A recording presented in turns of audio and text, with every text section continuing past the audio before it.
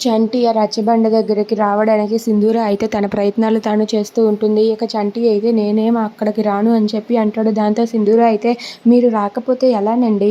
మీరు రాకపోతే ఊరి జనం ఏమనుకుంటారు? మిమ్మల్ని అపార్థం చేసుకోరు అని చెప్పి అంటూ ఉంటుంది. దాంతో చంటి అయితే ఇలా అంటూ ఉంటాడు. నేను గాని ఇప్పుడు అక్కడికి వచ్చాననుకోండి అధికారం నాకే ఇస్తారు.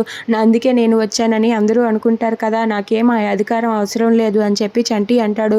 దాంతో అక్కడ ఉన్న సింధూర ఇలా అంటూ ఉంటుంది. ఏంటండి చంచలమ్మ అత్తయ్య అధికారాన్ని మీకు కాకుండా వేరే ఎవరికైనా ఇస్తుందని మీరు భయపడుతున్నారు కదా!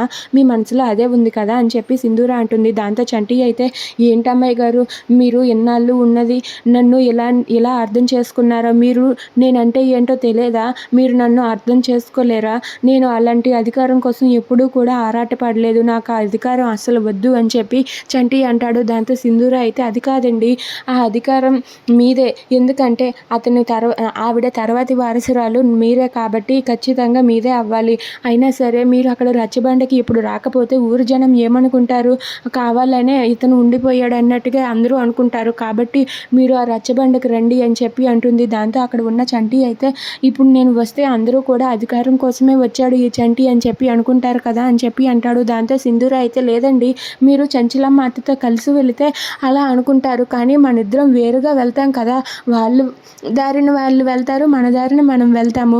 మనం రచ్చబండకు వెళ్ళి మనం అక్కడ ఏం జరుగుతుందో చూద్దాము. అత్తమ్మ ఎవరిని ప్రకటిస్తుందో చూద్దామని చెప్పి అంటూ ఉంటుంది. దాంతో అక్కడ ఉన్న చంటి అయితే సరే అమ్మాయి గారు మనం వెంటనే అక్కడికి బయలుదేరదామని చెప్పి చంటి అంటాడు. దాంతో అది విని సింధూర చాలా సంతోషిస్తుంది. ఎలాగోలా ఈయన్ని రచ్చబండకు తీసుకువెళ్ళేలా చేశాను అని చెప్పి అనుకుంటూ ఉంటుంది. If you like this video please like share and subscribe friends. Thanks for watching.